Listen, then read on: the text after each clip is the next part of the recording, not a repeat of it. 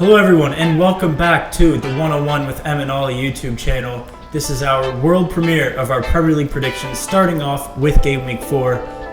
How's your week been, mate? It has been fantastic. A lot of editing. Yeah. For the first time, right? I've never done that before, oh my god. But yeah, it's going well, mate. It's going well. You looking forward to this game week then? I am. As much as I am. There's a lot of great games coming up this week, so it'll be excited to see what you have for your predictions. Absolutely. So before we get into it, I'm just going to explain the rules of how our point system is going to work. So for each game, there's going to be a total of 5 points you can gain. For each prediction, we're going to predict who's going to win, lose, or draw, a scoreline, and an anytime goal scorer. So for 2 points, if you predict the correct result, you get 2 points. If you actually end up predicting the correct scoreline, you get another 2 points. And if you predict the correct anytime goal scorer, doesn't matter from which team, as long as they score in the game, you get an extra point.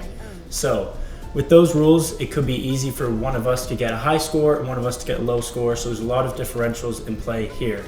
So with that being said, let's move on to our game week 4 Premier League predictions. Alright, so first up we have Luton versus West Ham. It's the early kickoff on Friday. Luton started off the season with a 4-1 loss against Brighton, a 3-0 loss against Chelsea, but they did manage to grab a 3-2 win against Gillingham in the League Cup midweek.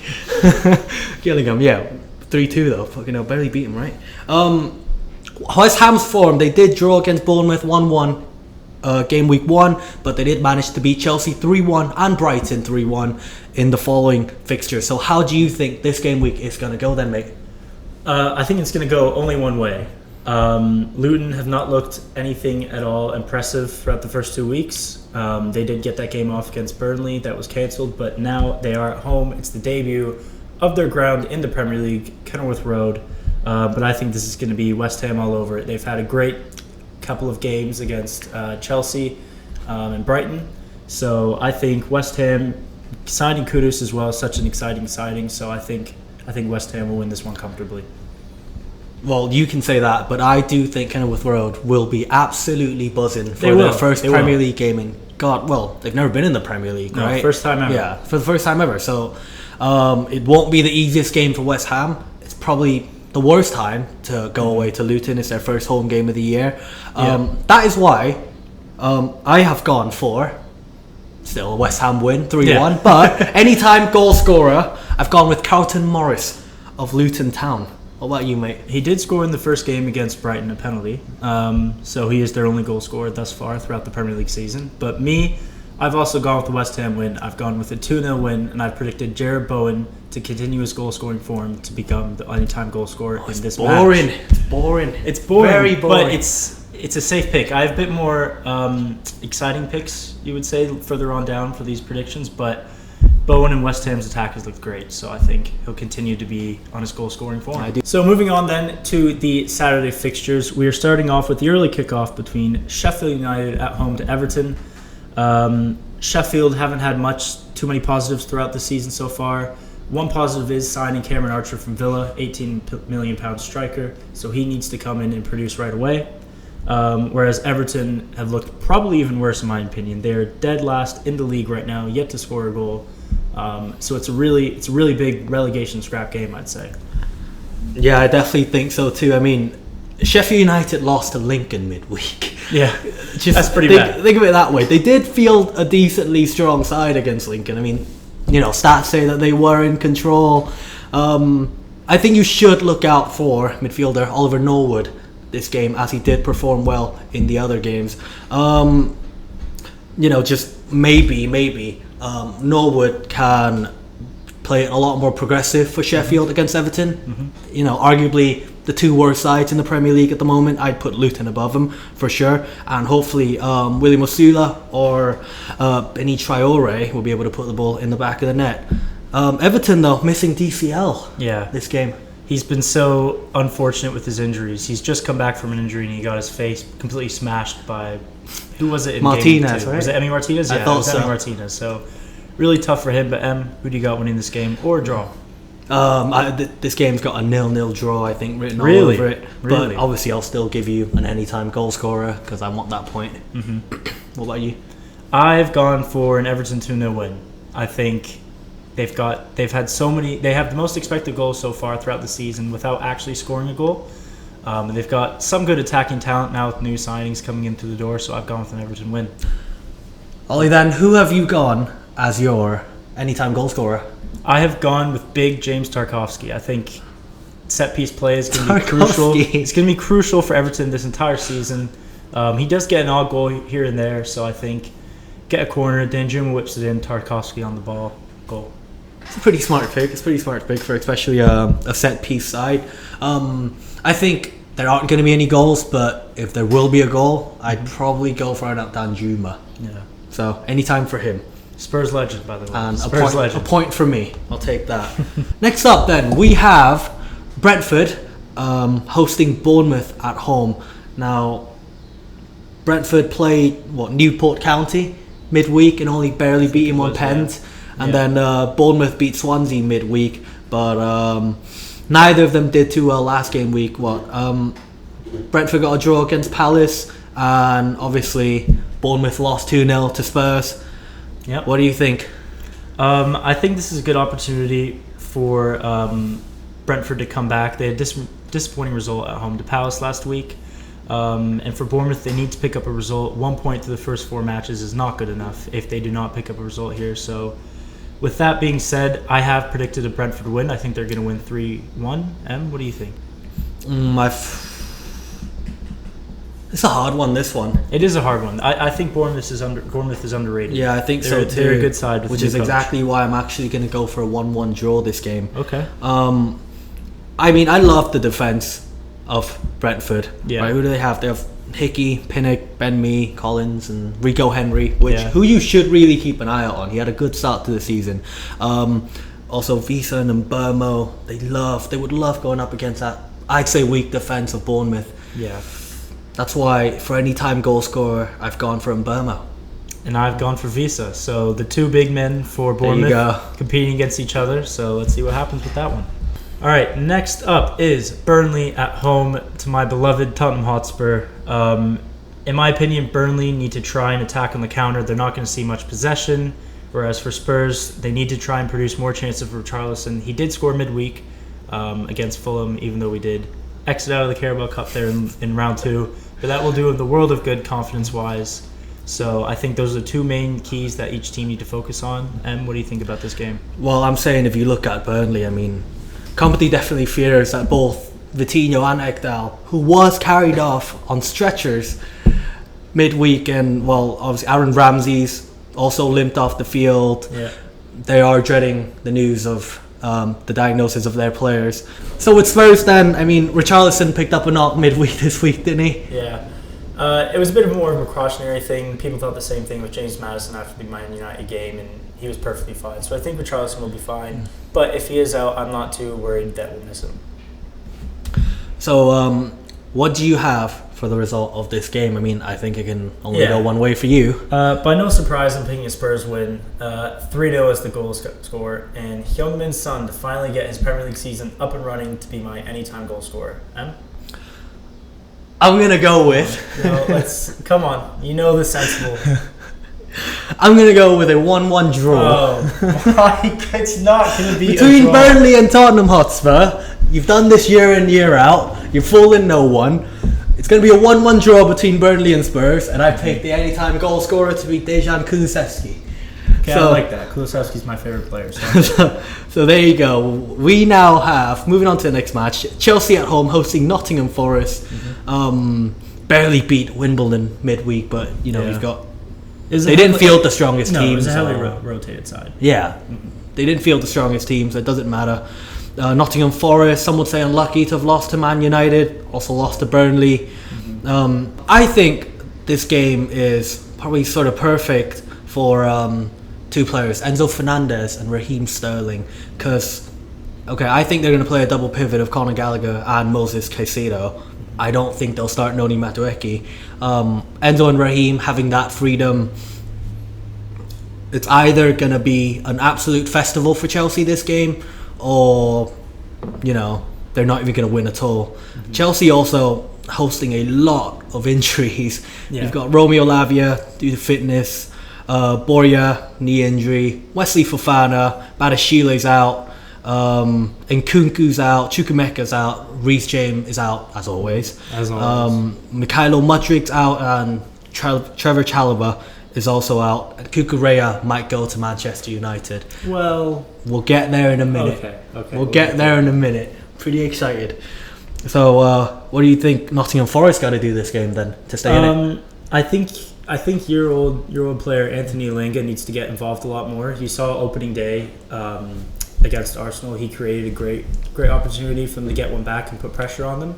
And I think he's such a good player with such good pace. Maybe not technically wise the greatest player, but he needs to get involved more. And then you just need to feed every ball up to Taiwo Awoniyi. I mean, he's their target man. He's their only really guaranteed goal scorer. He'll just get you one goal again. He will, but they need. They probably do need the goal against They need Chelsea. a goal. That's probably worth a lot.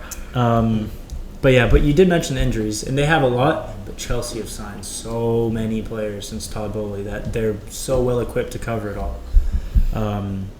So for those reasons that we both said, I've actually gone with the Chelsea home win. I think they'll carry up their form. I think Sterling will play well. Jackson will play well now that he has a goal, and I think they're going to win 2-1. Personally, I have gone with a 5-0 Chelsea victory at Stamford Bridge. 5-0. I think this is their breakout game. If the last game against Luton wasn't already, this is going to be a festival, as I said earlier. Okay. And I think anytime goal scorer for me would be Raheem Sterling. He'll keep up his form finally. Okay, I'm glad we've once again gone with different players because I've gone with Nicholas Jackson. I think he'll continue his form. Well, I don't rate Nicholas Jackson. Not yet, anyway. Yeah, but there's no reason not to rate him. He's a good player. But let's move on then. We have the title holders, Manchester City, at home to Fulham.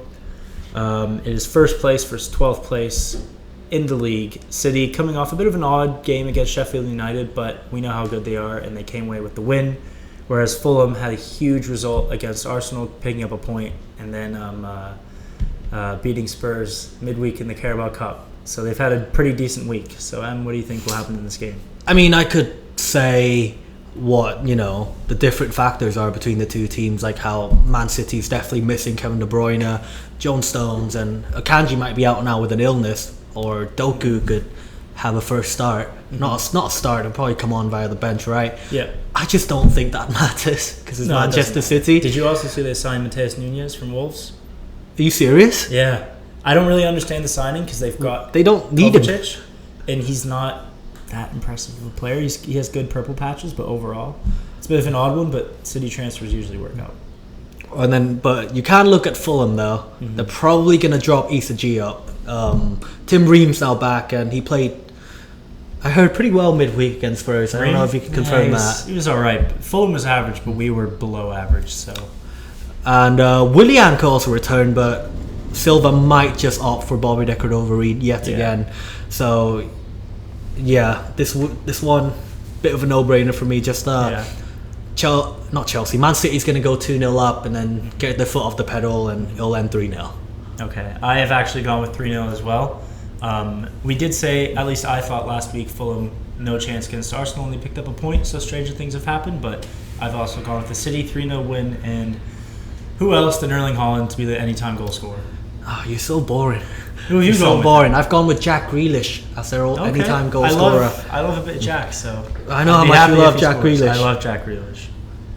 So then moving on, we have got probably one of the games of the week, if not Man United Arsenal. We have Brighton hosting Newcastle. Brighton on decent form. They did lose to West Ham last week, and Newcastle, they would probably want to end their losing streak this week because they lost to both City and Liverpool, but those aren't the two worst names to lose to. Yeah, they've had a tough start to the season. How do you think this game will go then? I think both teams need to bounce back. Like you said, they both are coming off disappointing results. Newcastle obviously blowing that man advantage in goal lead against Liverpool, and Brighton, they had all the possession against West Ham, but they pretty much, the game plan West Ham had executed perfectly in Brighton. They had all the possession, couldn't create anything. So I think both, especially Newcastle, needs to pick up a win here, or else it's a really poor start. 1 win, 3 losses. So for those reasons, I've actually gone with an away win, a 3-2 Newcastle win. Wow, really? Yeah. I think they really need to bounce back, and I think they will. I think you are right. That midfield is really strong. Tonali, Guimaraes, and Joe Linton. Yeah, it's a good midfield. I don't think Newcastle's missing Joe Willock at all. No. Although Sven Botman did get forced off It's a with an tough injury, loss. though. It's a tough loss. I'm going to go with a 2-2 draw between Brighton and Hove Sitting on Albion the fence. and Newcastle. And my anytime goal scorer is going to be João Pedro. João Pedro. He hasn't started the Pedro. last 2 games. He will start this game. I just took him out of my FPL team. I know. That's why he's going to score. No. Okay. That's worked every single time for the last 2 years. I- You take someone off your FPL team, they score a goal, and that's Yeah. exactly what I've done here. Yeah, I've won the last 2 competitions between us in FPL. So Because it's rigged. you can say- okay, whatever. It was whatever. scripted. You had the script. Anyways, I've also gone with the striker to score, but this time on Newcastle's side, Callum Wilson. Callum Wilson. Yeah. Okay, fair enough. Yeah. Okay, moving on to the Sunday fixtures. We are starting off with Crystal Palace at home to Wolves. I'd say both teams picked up a good result for them, respectively, last week, with Palace drawing at Brentford, Wolves winning at Everton. Wolves really need to continue building on their impressive performances under Gary O'Neill so far, whereas Palace need to get more creative in the final third. So, Em, what are your thoughts going into this game? I think Palace are missing a few of their important players. I mean, they don't have, especially Elise. Yeah, They're going to really miss Elise. They don't even start Will Hughes anyways. They also... I love Will Hughes. He's so bad. I love Will Hughes. He used to get a guaranteed I love Will championship Hughes. team And season card. now that we're looking at Wolves, as you said earlier, they no longer have Mateus Nunes. Yeah, he's gone now. That's still crazy for me. It's the here we go. It's not confirmed. It did get the here we go. Yeah. So then, as my prediction for this game, I've went for a 2-2 draw between Crystal Palace and Wolves. Yeah. My anytime goal scorer, therefore, is Fabio Silva. Fabio Silva, the guy I was completely hating on in our Premier League roundup. That is the point. Yes. Okay. I've also gone with the draw, 1-1 though. And my anytime goal scorer will be Jordan Ayew from Palace. He gets an odd goal here and there, so I think this will be the time. Jordan Ayew. Okay, that's interesting. That's a very interesting pick. I'll see how that one goes. But we do have to move on to the next game, which is Liverpool at home to Aston Villa. 7-2 written all over it. You already know my prediction. They both won last week, but Liverpool did have a bit more of a convincing victory against Newcastle, did they? Aston Villa beat Burnley, but any team could beat Burnley at the moment. I don't think new signing Zaniolo will get a start for Aston Villa yet, would he? No, not yet, because Villa are in great form. Yeah, with how especially Moussa Diaby's been playing. Matty Cash did great last game as well. He was man of the match against Burnley. I love their 5-back. It's really balanced. They've got Digne, Carlos, Torres, Esri Konza, and Matty Cash. Unai Emery also doesn't know that whether Emilio Martinez and Alex Moreno would be ready to go on Sunday. Well, I think Martinez would be a loss because he's their goalie and the World Cup winning goalie at that, but Moreno not as much because Digne is playing well at left back. So, and also on top of that, Tyrone Mings and Buendia is also still out long-term. Long-term injuries. Ramsey, Dendonka, Coutinho are probably set to miss Anfield as well. The win against Bournemouth and Newcastle would prove crucial to Liverpool and where they finish at the end of the season, because I have this strong theory. Get started with a theory. Okay. Once you win those games where you grind out the result or when Yeah. you don't play necessarily too well, those games are massive.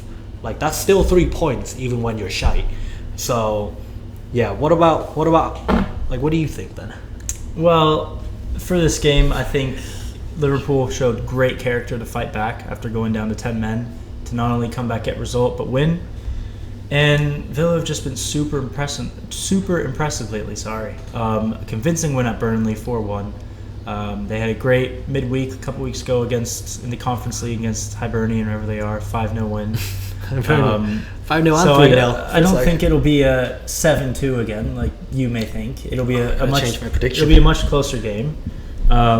So I actually think it'll be a home win. I think Liverpool will win 3-2. Liverpool win 3-2. Yeah, they've got a lot of confidence in. I think Virgil van Dijk would be too big of a loss for them. Suspended. Yeah, but Joe Gomez is good and he's all right. And I don't know about Konate's injury. He could be back because I know he was just missed out barely against Newcastle. Well, I think this is a clippable moment for you. I've gone for a 2-1 away win for Aston Villa. 2-1 Villa, really? And Ollie Watkins as my anytime goal scorer. Okay, a bit boring. I've gone with the new boy Dominic Soboslai as the anytime goal scorer. Sausages. Yet to score, but he's been really impressive throughout the first 3 games of the season, so I think this will be his time. Finally, it's time to shine. We are moving on to the match of the week now. None of this Newcastle-Liverpool rubbish. That was last week, wasn't it? Yeah, doesn't matter. Arsenal hosting Manchester United at the Emirates then. Give me your thoughts. I think it'll be a great game. It kind of has a similar vibe to when you guys played against each other last season, except it was at Old Trafford when Anthony scored his debut goal. One more here. Yeah, one more here. Arsenal, the main thing is to stop tinkering with the team. Arteta's been tinkering through the first 3 weeks of different lineups, different formations, different players. And he needs to stick to what he knows, which is a back 4 of Zinchenko, Gabriel, Saliba, and White. It worked for them perfectly. I know Pep does this with his lineups all the time, but no one's Pep. So they need to play their best 11 possible. And for United, I just think it's a huge test. They've had a pretty... you could attest this. They've had a pretty underwhelming start to the season. You know, they had to come back from 2 goals down in 4 minutes against Forest, an unconvincing win against Wolves, and a loss to Spurs.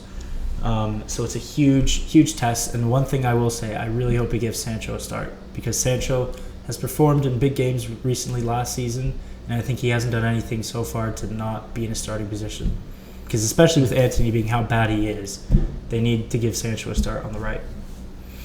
I think with Man United, there is this thing that we always do. I mean, I've been a fan for 15 years, and we always do this. Let's say, for example, back in 2015, we are in a very, very bad run of form, and then we immediately play a big team when we are in a bad run of form. That year, I think we've lost 3 in a row up to that point. We played Spurs, and we beat him 3-0, Wayne Rooney, if you remember that one. Or last year, we lost 2-1 to Brighton, first game of the season. We lost 4-0 to Brentford, second game of the season. We played Liverpool, and then we beat them 2-1. I think the exact same thing's going to happen this year. We always do that. That is why I will go for a 3-1 Man United away win. Really? 3-1? 3-1. You really think it'll be 3-1? Yes, it will, mate. Okay, I've actually gone with the Man United win as well. Not as big as 3-1. I think it'll be 2-1. And I think a late winner scored by your captain, Bruno Fernandes, will be my anytime goal scorer. And I think United will get away with the win. I'm going to go for a brace. I think he'll score a brace. He's still my anytime goal scorer, but I think he'll score a brace. Marcus Rashford. Right Finally. after I transferred him out of my FPL team. Is that why you picked him? No, it's not, because I transferred him out too. Oh, you did? Yeah. Oh, wow, I didn't know that. Okay. So, there you go. Okay, to round off our video, we're going to show our teams for FPL this weekend, who we've brought in, who we've brought out, and who our captain is. So, Em, I'll ask you first. Who have you transferred in this week? Well, I mentioned about 15 seconds ago I did get rid of Marcus Rashford, but I think it's only a temporary thing. I will bring him back some point in the future. This kind of, is parallel to what I predicted for the Chelsea versus, who are they playing again? Nottingham Forest match, right? I brought in Raheem Sterling. I think he'll keep up form. What about you, mate? Yeah, Raheem is the most transferred in player going into this weekend, so that's not a bad shout. I personally took a 4-point hit. I took out Marcus Rashford and I took out João Pedro. Pedro hasn't played the last 2 games. No point in keeping him in there. And Rashford, I've just done a few data researches. He's the number 1 player to get out this weekend in the midfield selections. So with that hit, I had more money and I brought in my boy James Maddison to be in the midfield. And I brought in Chelsea's Nicholas Jackson. Anyways. Alright then, so our points tally should be on the screen right about now after the last game week. Ollie is only 6 points ahead of me now, so I've gained a lot last game week. Technically 2 because I took a 4-point hit. I took a 4-point hit too though. Okay, never mind then. I'll stop talking. Alright then, mate. On 3, we are going to say who we're captaining this week. Alright? Okay. 1, 2, 3, Haaland. Yeah. Thanks for watching, lads. Who else? We will see you for the Game Week 4 review show. Remember to subscribe, like, all the good stuff. Comment. Yet again, comment. That's the one. That's the important one, right? Yeah. We'll see you on Monday. Goodbye.